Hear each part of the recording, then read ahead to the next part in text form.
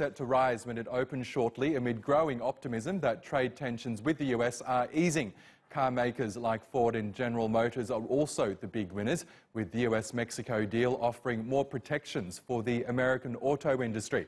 And the latest developments on NAFTA has had an opposite effect on the US dollar, with the euro, sterling and yuan all stronger against the greenback. China's currency is continuing to strengthen off the back of the central bank's latest moves on the yuan.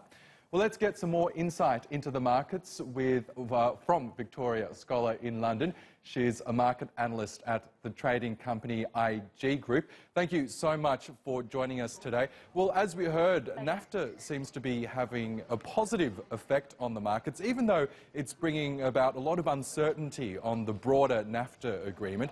Can you tell us why is that? Why are investors loving it?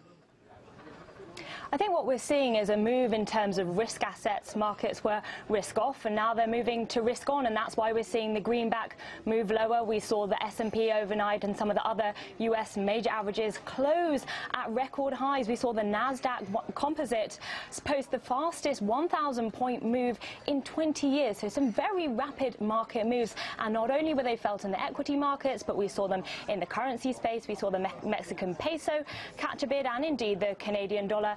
And if you looked at the bond market, we saw yields moving higher. Of course, bond prices inversely correlated with those, the bond prices moving lower. So it's more of a broad risk move. Markets are thinking, and investors, that element around NAFTA, that risk is being put to one side now, and they can focus more on that US-Sino trade war.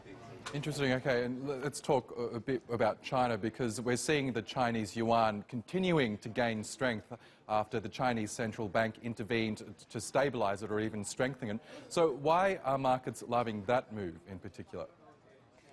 Well, I think that actually we're seeing this rally in the yuan overnight, but you have to take a step back and remember that the yuan has actually been moving lower for some time now. Perhaps this move, the fixing, pushing that renminbi a bit higher, is a concession from the Chinese government. Perhaps they're saying, look, you know, President Trump, you're calling us a currency manipulator, and they're responding saying, look, we're actually not. But if we look back to March, the yuan has come down against the greenback by some 9%. But I think you have to remember that a lot of this is, again, a dollar move. We've been seeing the dollar move sharply higher over a number of months, and now it's moved back lower, and that's why we're seeing a bit of a gain in the yuan overnight. But there are broader concerns about China. We know that the government has been looking to deleverage, take some of that debt off the table, and that has caused perhaps a bit of a slowdown in China, particularly around its credit profile. And I think there are risks there, and there are concerns that perhaps that could lead to reverberations across global markets if indeed we do see a major slowdown in the Chinese economy. But that's why the central bank